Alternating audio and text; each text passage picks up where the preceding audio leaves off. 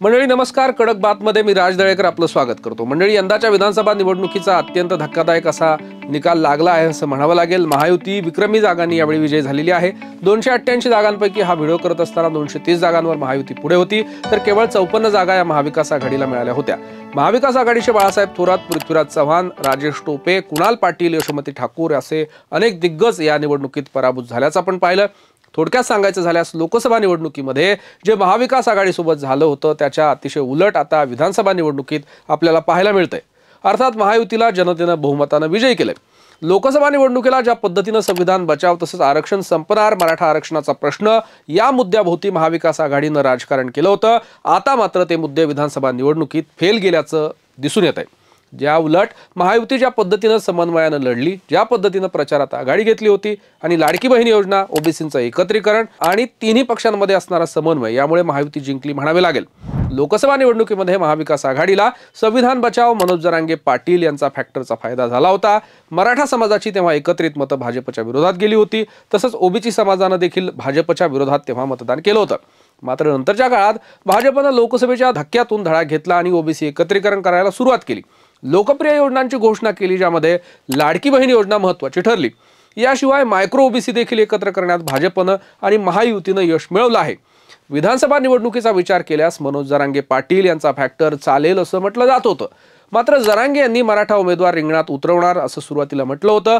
मात्र नंतर माघार घेतली आणि त्यांची भूमिका स्पष्ट करत असताना तुम्हाला ज्यांना मतदान करायचं आहे त्यांना करा असंही सांगितलं होतं. त्यामुळे अनेक ठिकाणी बहुतांश मराठा समाजाची मतं विभागली गेली. अनेक विद्यमान आमदारांची जी कार्यकर्ती असणारी मंडळी होती, अर्थात ती मराठा समाजातली मंडळी आपल्या नेत्यांमागे कायम राहिली. त्यामुळे देखील भाजपला मराठा मतं मिळवण्यात यश आलं. तसंच ओबीसींची एकगठ्ठा मतं मिळवली. ज्या योजनेची सर्वाधिक चर्चा होत आलेली आहे आणि ज्या योजनेचं महत्त्वाचं योगदान महायुतीला विजयी करण्यात आहे ती योजना म्हणजे लाडकी बहीण योजना. लाडकी बहीण योजनेमुळे राज्यातल्या 2,20,00,000 महिलांना म्हणजे महत्त्वाची रक्कम त्यांच्या खात्यात वर्ग केली गेली. त्यामुळे महिलांमध्ये एकंदरीतच आनंदाचं वातावरण होतं आणि तेच निवडणुकीत आपल्याला पाहायला मिळालं. महिला मतं ही महायुतीच्या पारड्यात गेली असं म्हणावं लागेल. लाडकी बहीण योजनेचा इम्पॅक्ट हा अतिशय प्रभावी ठरल्याचं खुद्द मुख्यमंत्री एकनाथ शिंदे यांनी स्पष्ट केलं. आम्ही बहिणींचा विचार केला, त्यामुळे निवडणुकीत बहिणींनी ही आमचा विचार केला असं शिंदे पत्रकार परिषदेत म्हणाले. मंडळी, यानंतरचा महत्त्वाचा मुद्दा जो म्हणावा लागेल तो की जरांगे फॅक्टर हा पूर्णपणे फेल ठरला. लोकसभा निवडणुकीमध्ये मनोज जरांगे पाटील यांनी मराठा समाजाला आवाहन करताना महायुतीला अर्थात मराठा आरक्षण नाकारणाऱ्यांना पराभूत करा असं त्यावेळी आवाहन केलं होतं. त्यामुळे मराठा समाजानं ही एकगठ्ठा मतं ही महाविकास आघाडीच्या उमेदवाराच्या तेव्हा पारड्यात टाकली. त्याचा फटका अर्थात महायुतीला बसला. आता विधानसभा निवडणुकीमध्ये मराठा विरुद्ध ओबीसी असं वातावरण तयार झालं नव्हतं, किंबहुना तसं करण्याचा कुणी प्रयत्नही केला नाही. तरीही ओबीसी समाज एकत्र करण्यास आणि ओबीसी समाजाला जागृत करण्यास भाजपनं पुढाकार घेतला आणि अतिशय मायक्रो असणाऱ्या ओबीसींना देखील एकत्र करण्यात यश मिळवलं. त्यामुळे ओबीसींची एकत्रित मते ही भाजपला मिळाली. उलट मराठा मतांमध्ये विभागणी करण्यातही भाजपनं यश मिळवलं. भाजपने अनेक जागा या अजित पवारांची राष्ट्रवादी आणि एकनाथ शिंदेंच्या सेनेला दिल्याचं आपण पाहिलं आणि त्याच्या बदल्यात इतरत्र जागा वाढवल्या. अर्थातच त्याचा फटका भाजपला विधानसभेला बसेल असा अंदाज घेऊनच तेव्हा जागा वाटप करताना असं केलं होतं आणि त्या दृष्टीनं प्रत्येक जागेवर महायुतीनं भर दिला. महाविकास आघाडी पराभूत होण्यासाठी जो महत्त्वाचा मुद्दा आहे तो म्हणजे महाविकास आघाडी कुठेतरी समन्वयाला कमी पडली असं म्हणावं लागेल. विधानसभा निवडणुका जाहीर होण्यापूर्वी शिवसेना उद्धव ठाकरे असेल, राष्ट्रवादी शरद पवार पक्ष असेल किंवा काँग्रेसमध्ये मुख्यमंत्री पदावरून आपल्याला वाद पाहायला मिळाले. जागा सोडवण्याचा म्हणजे जागा वाटपाचा प्रश्न सॉल्व्ह होण्यापूर्वीच मुख्यमंत्री पदाचा चेहरा कोण असेल यावरच महाविकास आघाडीचे नेते भांडत होते.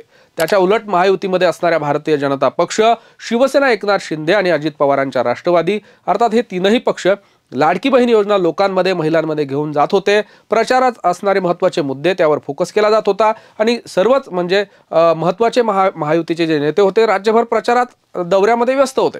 तर महाविकास आघाडीच्या नेत्यांनी हे केलं नाही. त्याचा फटका हा महाविकास आघाडीच्या नेत्यांना बसल्याचं सांगितलं जात आहे. जागा वाटपामध्ये महाविकास आघाडीमध्ये मोठा वाद पाहायला मिळाला. अनेक जागांवर अदलाबदल करण्यात आली. त्यामुळे स्थानिक असणारे आणि विधानसभेची तयारी करत असणारे अनेक महत्त्वाचे उमेदवार तयार झाले आणि पक्षांतर्गत बंडखोरी देखील आपल्याला ऐन निवडणुकीत पाहायला मिळाली. त्याचा फटका देखील महाविकास आघाडीला बसल्याचं सांगितलं जात आहे. याच्या उलट महायुतीने जागा वाटप करताना ज्या ठिकाणी विद्यमान आमदार आहेत त्या ठिकाणी आपल्या पक्षाचा उमेदवार दिला होता. मात्र ज्या ठिकाणी आपली ताकद आहे मात्र नेता नाही अशा वेळी उमेदवारांची अदलाबदल केल्याचं आपण पाहिलं. जसं की संजय पाटील, प्रताप पाटील चिखलीकर यासारखे महत्त्वाचे नेते हे राष्ट्रवादी अजित पवार पक्षामध्ये गेले आणि विधानसभा निवडणूक लढवली. त्यामुळे महायुतीला हे महत्त्वाचे नेते निवडणुकीच्या रिंगणात उतरवता आले।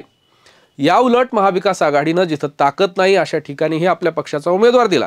त्यामुळे स्थानिक ज्या पक्षाची ताकद होती त्याच्याबद्दल किंवा त्या पक्षाला उमेदवाराबद्दल नाराजी पाहायला मिळाली।